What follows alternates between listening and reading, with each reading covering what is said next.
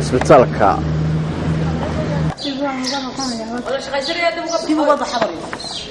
daawadayaal iminka waxaanu ku sugannahay isbitaalka maskaxda ee magaalada Berbera.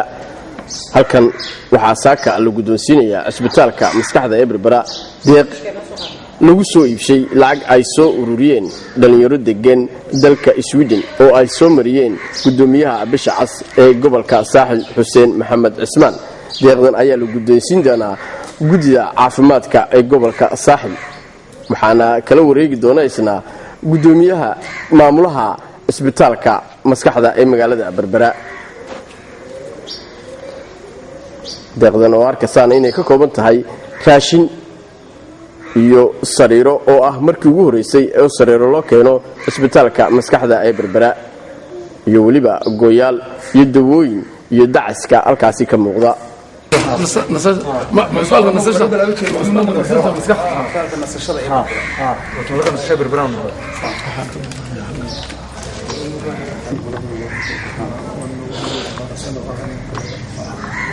daawadayaal iminkana bal waxaan ku soo dhaweynayaa Xuseen Maxamed Cismaan oo ah wakiilka bisha cas ee gobolka Saaxil, oo ah ninkii lagu soo wareejiyay loo soo wakiishay deeqdan si uu gaarsiiyo isbitaalka maskaxda ee Berbera. بسم الله الرحمن الرحيم الحمد لله رب العالمين والصلاة والسلام على أشرف الأنبياء والمرسلين سيدنا محمد وعلى آله وصحبه أجمعين. marka hore intiina halkan ila fadhida iyo inta laga yaabo inay naga aragto ama naga dhageysato dadweeyaha ama baalka la yiraahdo imka telefishinka, waxaan leeyahay assalaamu alaykum wa rahmatullahi wa barakaatuh. halka haddaan ka gudbo maanta halkan waxa aan doonayaa inaan ku wareejiyo deeq aanu ka soo iibinay lacag ay soo ururiyeen dhalinyaro degan dalka Sweden siiba magaalada Stockholm. deeqdaas oo ay ku soo ururiyeen hal ku dhag ay ula baxeen qofka xanuunsanaya ama maskaxda ka xanuunsanaya qabiil mare. taas oo ka garan kartaan ujeedaday ka lahaayeen inay tahay hor Ilaahay inay wax ugu soo ururiyaan. nimankaas oo afarnida deeqda waxay ka soo ururiyeen lacagta waxay ka soo ururiyeen dadka reer Soomaaliland ee degan Stockholm iyo hareeraheeda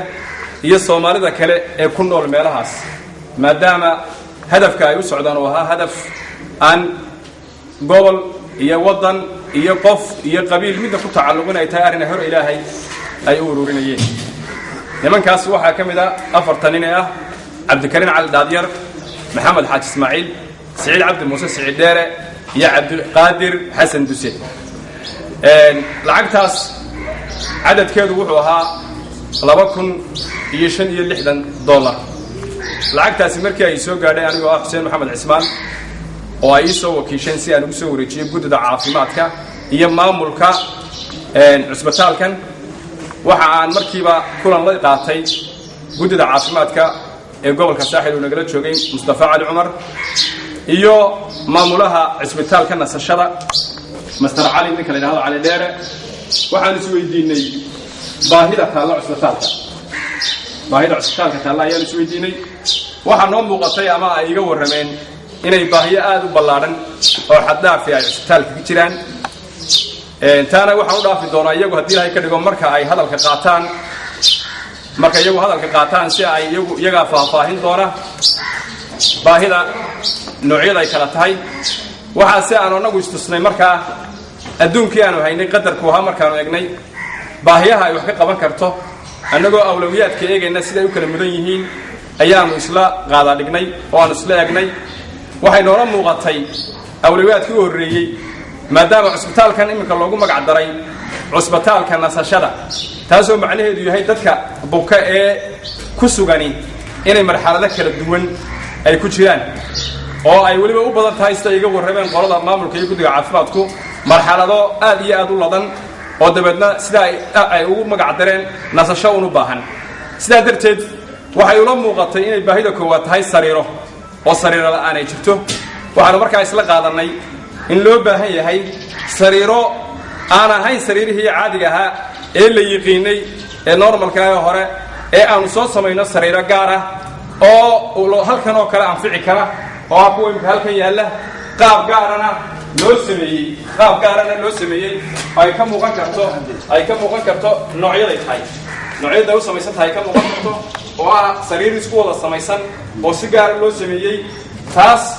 20 sariirood oo noocaas ah ayaanu dalab ka soo dalbanay workshop ku yaala magaalada Hargeysa xabaduna waxay noogu kacday $65 nasiib wanaag lacagtaanu haynay markaanu eegno sariiraha iyo furshaantay u baahnaayeen may suura gasheen in ay macafushaanta loo gooyaan waxa nasiib wanaag ahaa deeqo hore iyo alaabooyin hore oo isbitaalka haystay inay ka yaaleen furaashiyo waliba loogu talagalay meeshan oo kale halkan oo kale oo si gaar ah loo farsameeyay oo plastic lagu xidhay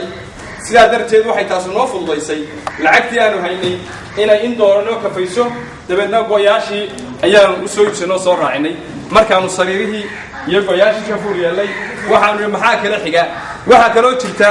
in dawooyinka gaarka ah ee bukaanka la siiyaa qaar ka mid ah had iyo jeer laga doono oo aan laga helin isbitaalka oo laga doono suuqa private lagu doono kuwaas oo badiba ka go'ay inta badan ayaanu dabeedna waxaanu garanay iyagana inaanu dawooyinkii wixii lacagii wixii aanu haynay kala dawooyinka nooc ka mid ah noocyada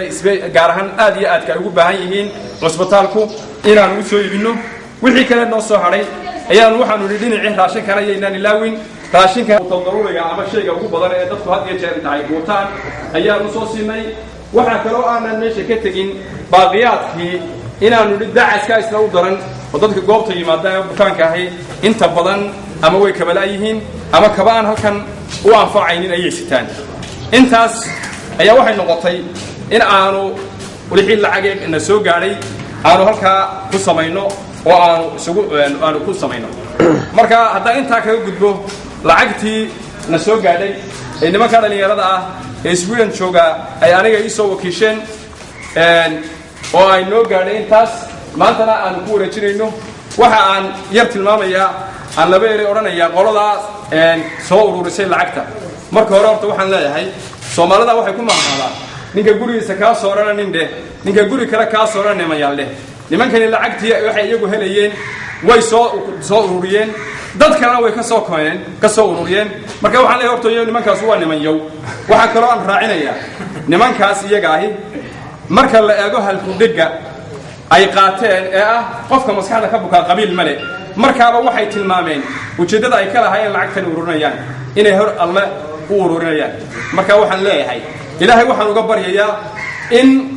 uu miisaankooda xasanaadka uu ajar ugu kordhiyo oo ajar aad iyo aad u fara badan ilaahay isagaan jeebkiisu marane uu u buuxiyo oo siiyo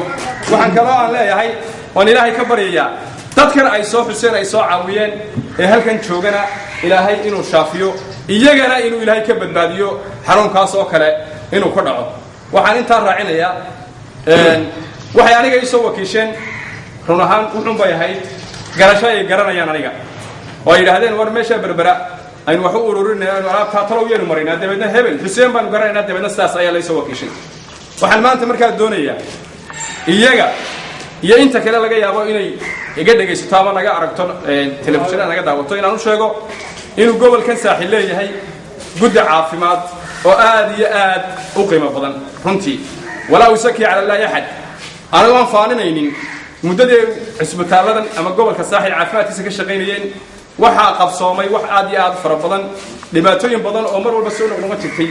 oo gobolku qayladaan hadiya jira caafimaadka ka jiri jirtayna aad iyo aad looga raystay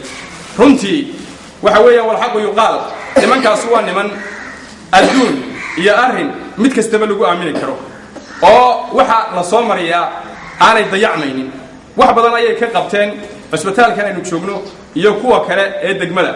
marka waxaan leeyahay inkastoo aanay meel ka dhacahayn ama aanay xumayn qofku markuu doonayo inuu meel wax u diro cidda uu isleeyahay marka uu kalsoon yahay oo aqoon u leeyahay inuu yiraahdo ciddaas meesha ha gaarsiiso haddana waxaan doonayaa inaan maanta sheego oo halkan aad iyo aad uga cadeeyo cidday daawanaysa ama laga yaabo programkan inay aragto